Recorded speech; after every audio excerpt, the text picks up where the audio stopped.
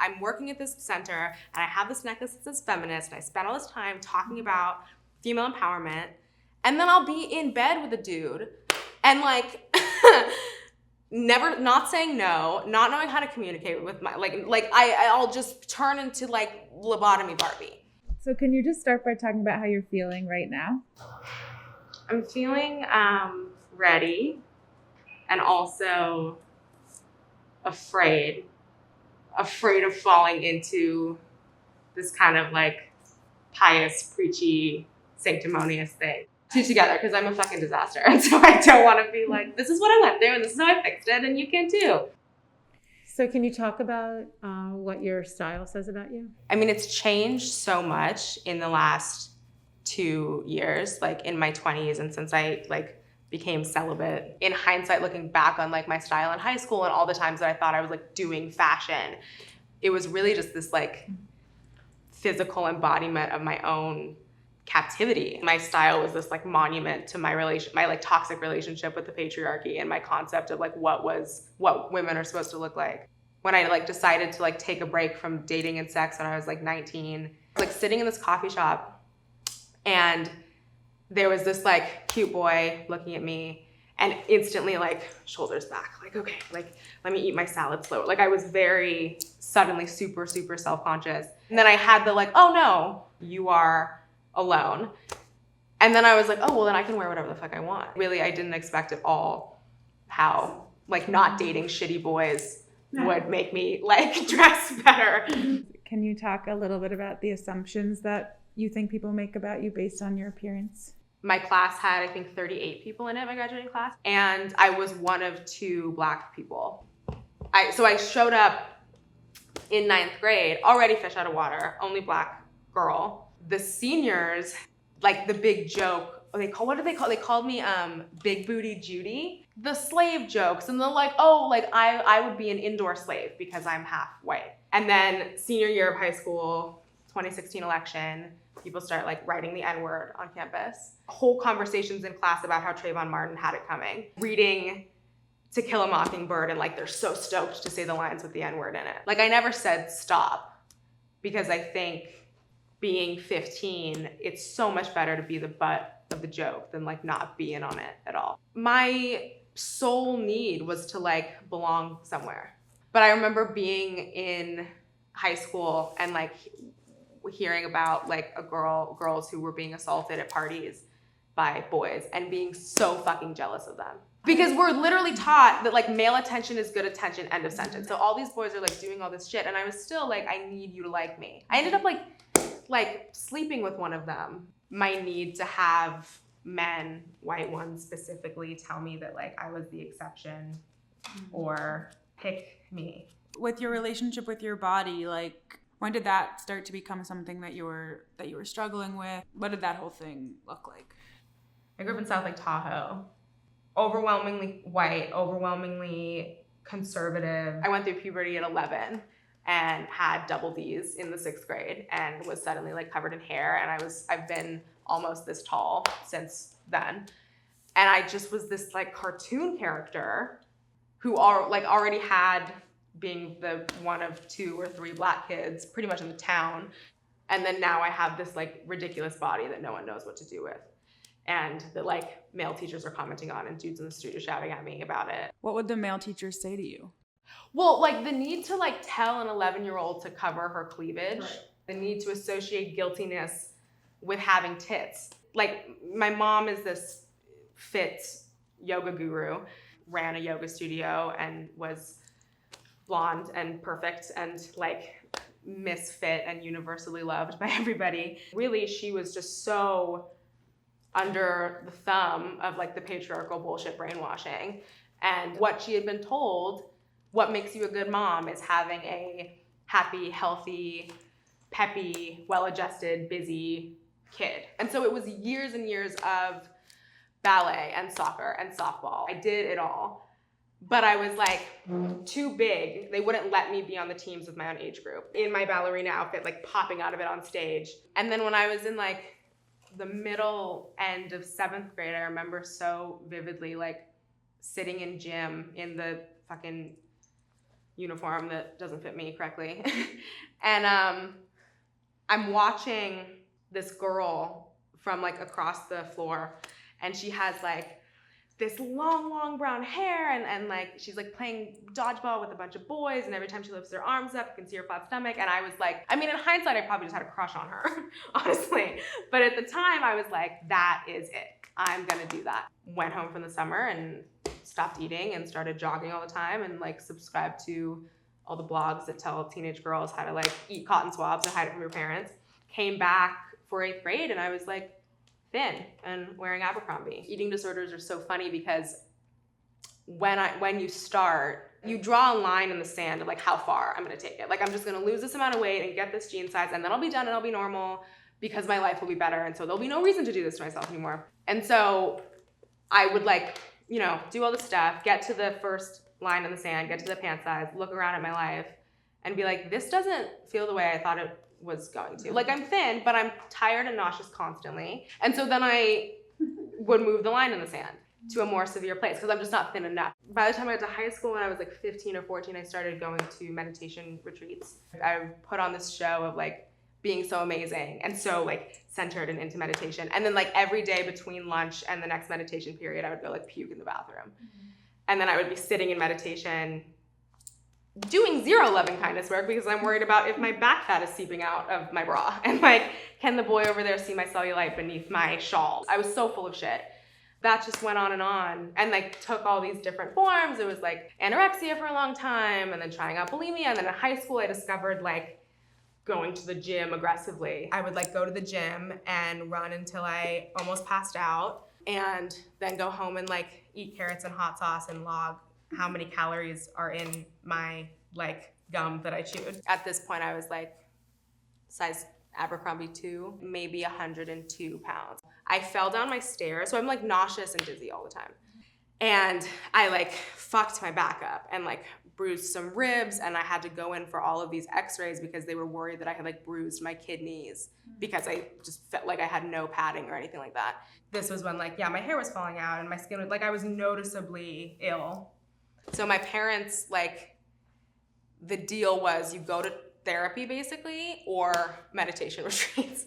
And I took meditation retreats and just found a new way to be full of shit. But the real in-depth conversations about the real body stuff and all of that didn't start until like 3 years ago. It didn't start until my mom gained weight. That's when we kind of started processing the stuff together.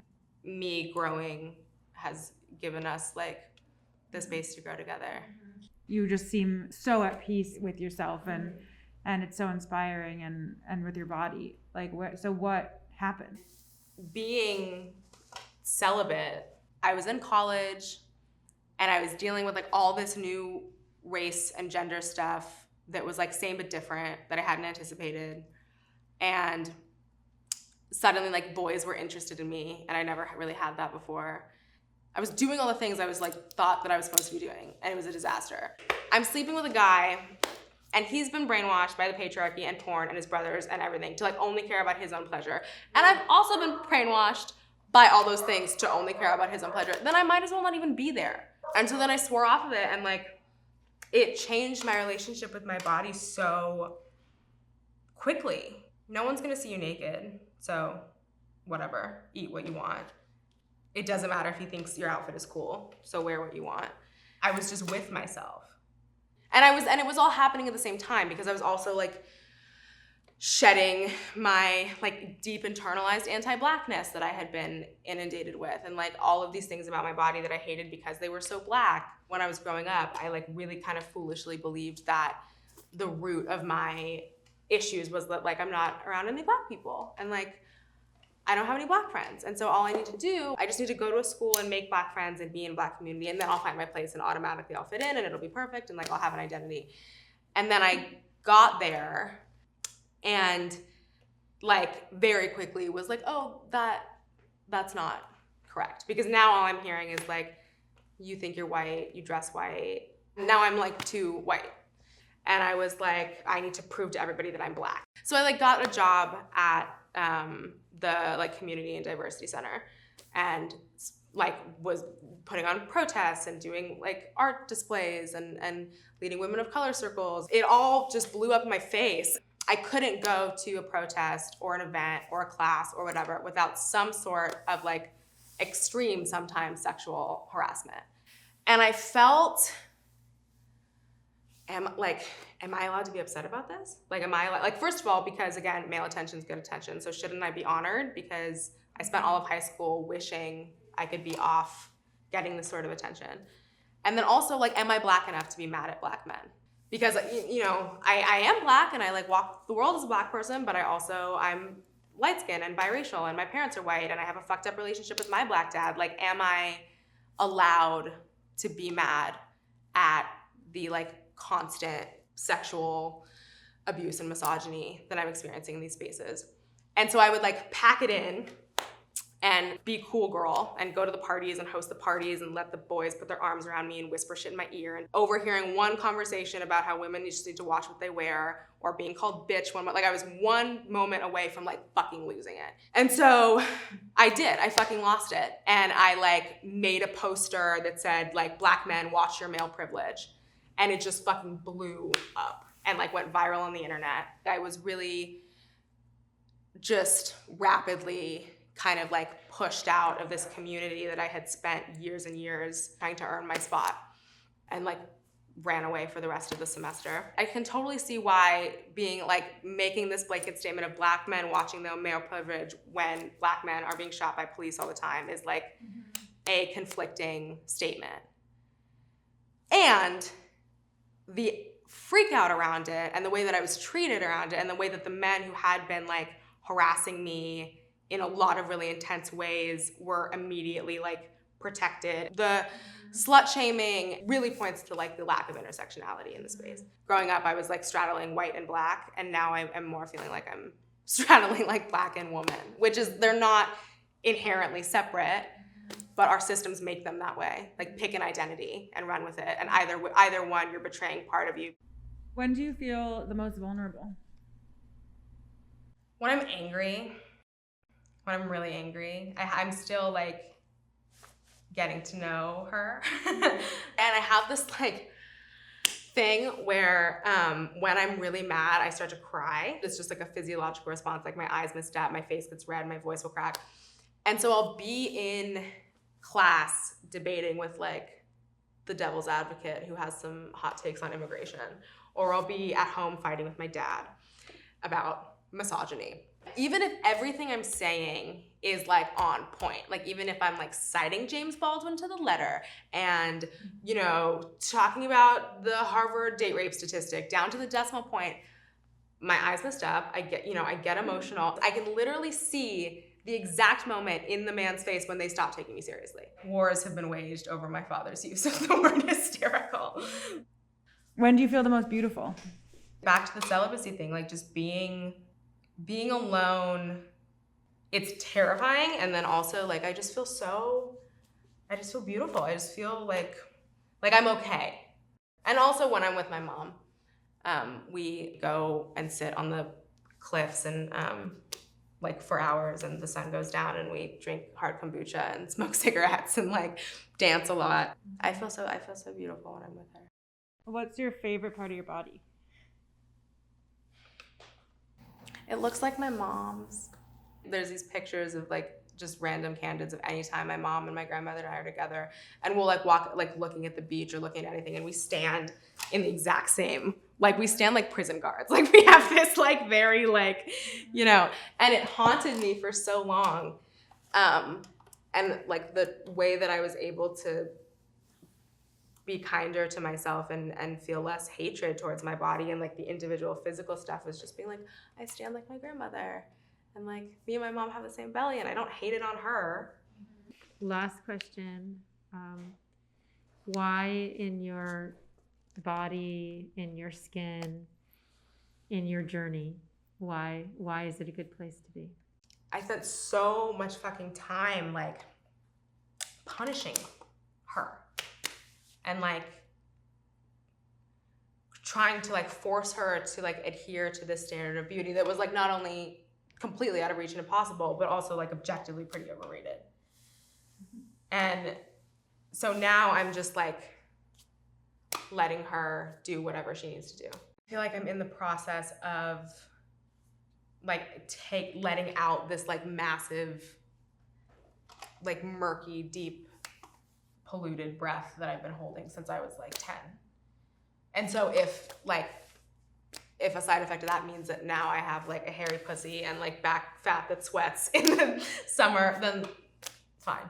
So amazing. Wow. Thank you so, so, so much. How do you feel now? I don't have a vulnerability hangover whatsoever. And it's so funny because I've been watching these videos since I was like 15 and like full of concepts of what I was gonna be like when I was a big kid. And I'm nothing like I thought I was gonna be, and thank God. I'm so grateful that all of my like hopes for what I would turn into when I was 16 were wrong. Hopefully we contributed to that. Oh, massively, like massively. Hi, we're Elisa and Lily, the mother and daughter creators of StyleLikeU. Thank you for tuning in to this week's episode of the What's Underneath project, brought to you by the Honeypot and True & Co. We are so deeply thankful to True & Co. and Honeypot, whose support allows us to bring these radically honest stories to life. Learn more about our sponsors and their stories in the description below. We are also really excited to let you know that you can get the extended version of this interview in the What's Underneath podcast wherever you listen to podcasts. Please take a moment to subscribe to our YouTube channel over here. And don't forget to click the bell so each Thursday you're reminded of when we've dropped a new episode. And thank you from the bottom of our hearts to all of our members who continually support our growth. You can join them by heading over to patreon.com/StyleLikeU.